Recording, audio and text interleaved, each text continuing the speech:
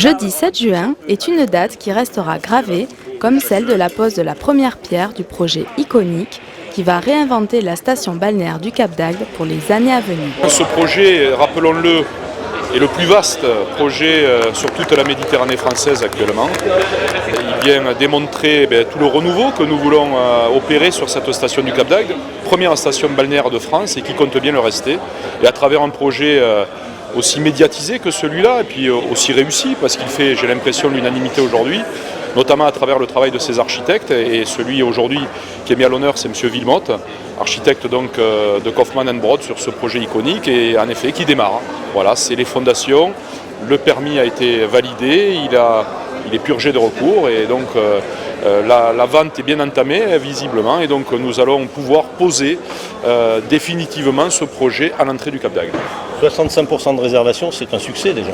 Écoutez, visiblement oui, puisque le projet démarre, mais j'en doutais pas, d'abord parce que la Méditerranée est attractive, on le voit rien qu'à l'accroissement de la population agatoise depuis quelques années, mais surtout parce que le Cap d'Agde défend cette belle image que la station a de plus en plus sur la Méditerranée. Elle est la première station balnéaire de France, mais elle offre aussi, à travers Vinocap, à travers toutes les activités qu'elle propose, elle offre aussi à tous nos visiteurs et puis à tous ceux qui désirent s'installer définitivement chez nous, un panel d'activités et en même temps de tranquillité que nous sommes heureux d'offrir à tous ceux qui viennent choisir d'habiter chez nous.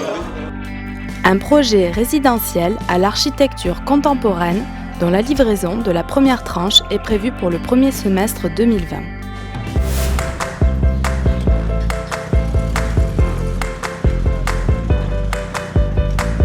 Du 8 au 10 juin dernier, passionnés et amateurs de belles mécaniques en ont pris plein les yeux lors de la deuxième édition de Cap Rétro.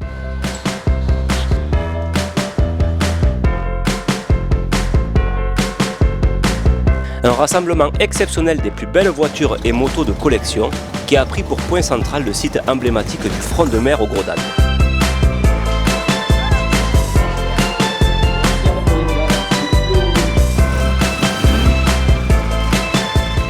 Les bagnoles et moi, c'est une histoire d'amour, évidemment. Les voitures, les motos, le rock'n'roll, et les filles, qu'est-ce que tu veux. Un florilège pour les yeux et les oreilles qui s'est poursuivi sur le fleuve Hérault avec, pour la première fois dans la région, de magnifiques canaux automobiles et des rivas venant de toute l'Europe. C'est vraiment un site qui est exceptionnel pour recevoir une telle manifestation puisqu'on a autant de place sur le boulevard du front de mer pour les véhicules de collection et le port du Gros d'Agde se prête très très bien également pour accueillir ces bateaux magnifiques qui nous viennent de toute l'Europe, des Swiftcraft, Cliffcraft, Riva. On a notamment une pièce exceptionnelle, il n'y en a plus que 20 au monde, c'est un Cobra qui est de 1953, qui est avec un aileron à l'arrière et qui était magnifique.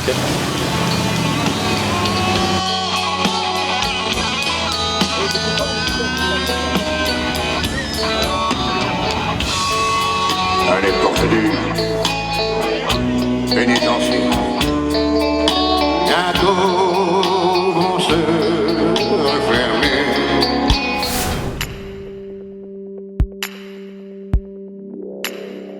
Durant 3 jours, Agde a accueilli un colloque sur l'évolution de notre littoral qui a réuni plus de 200 acteurs.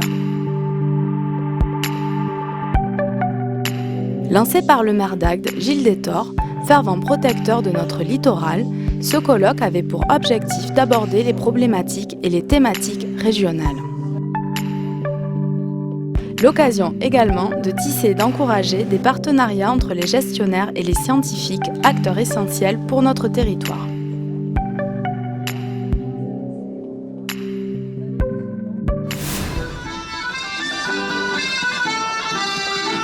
Ce premier week-end de juin, le centre-ville d'Agde a résonné au son des traditions maritimes et de la culture occitane lors de la manifestation intitulée À l'abordance.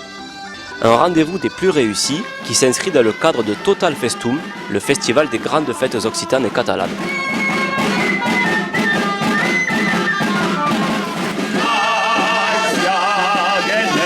Une première édition inaugurée par Gilles Détor, maire d'Agde, qui n'a pas hésité, en guise de ruban inaugural, à pousser la voix au rythme du traditionnel hymne agatois, la Dagtenko.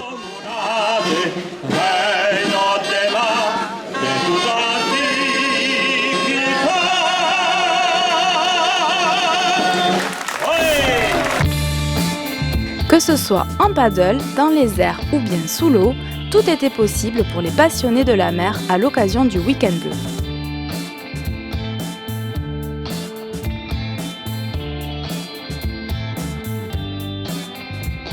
Un rendez-vous bien ancré dans le calendrier de ce début de saison où les professionnels du nautisme ont présenté toutes les activités possibles et imaginables comme le sensationnel Flyride.